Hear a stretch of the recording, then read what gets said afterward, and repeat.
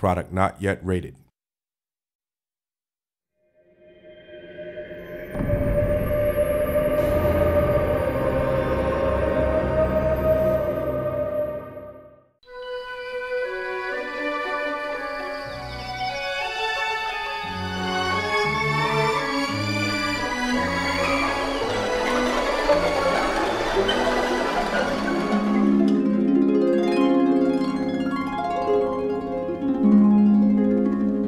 Yes, I am a geek and a Greek.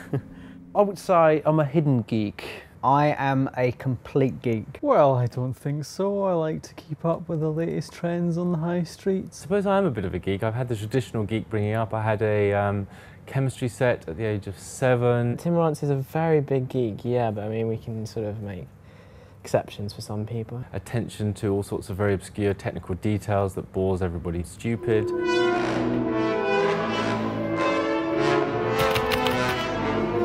CTG stands for Central Technology Group, and the purpose of the Central Technology Group is to create reusable technology that can be used by all of the game teams.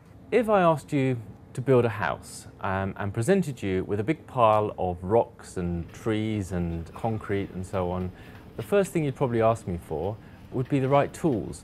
The specific advantages of CTG within the company for the games is that they can focus purely on the gameplay. They don't have to worry about writing tools again, writing technology again. The tools that we create are in use by the Fable team, and they aren't tools that you can just buy off the shelf.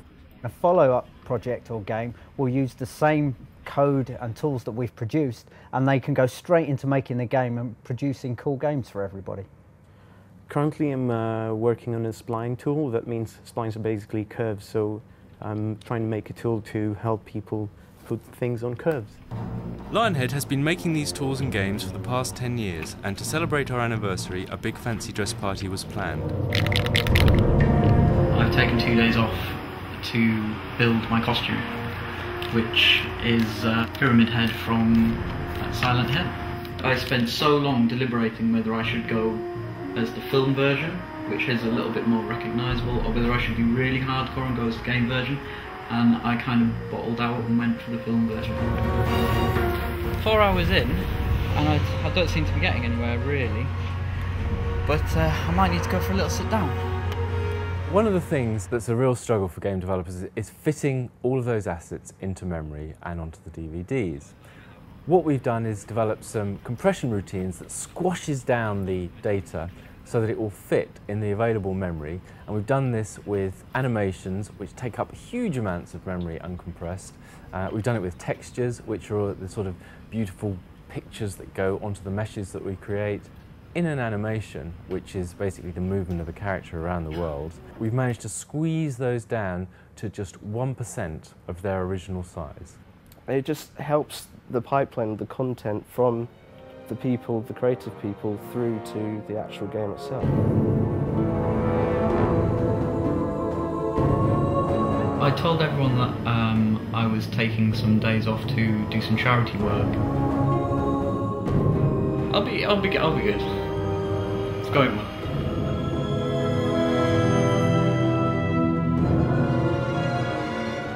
In Lionhead, as we are focused on creating games which cost tens of millions of dollars, sometimes it's great to be able to have a small group of people who can actually spend some time that's not directly on the main game development, and instead can research a bit of blue sky thinking. One example of that is we thought that it'd be very interesting to look at new types of combat. We wanted to experiment with something that really brought the drama out of combat.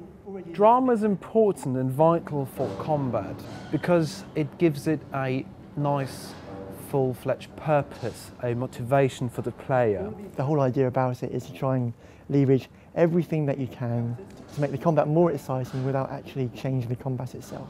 So we can use a lot of stuff from movies, such as camera work and music, and we can also use everything that we've got in games, like simulation and sound effects and the rumble on the joypad. Drama is the one thing which will make the difference between just a normal fighting or repetitive fighting mechanics and turn it into an experience, a challenge.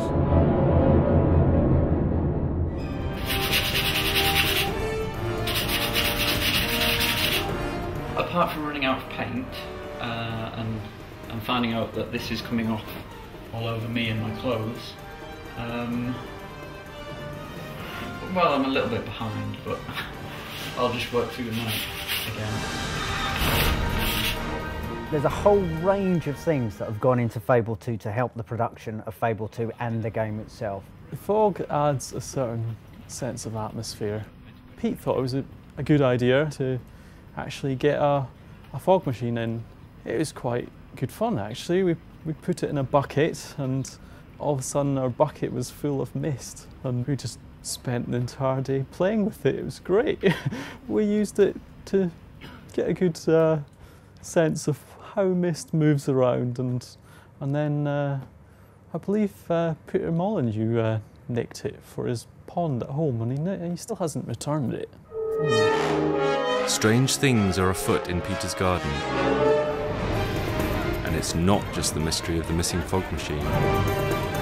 Lionhead celebrated its 10th anniversary in style. Pyramid Head was in good company with numerous game celebrities in attendance.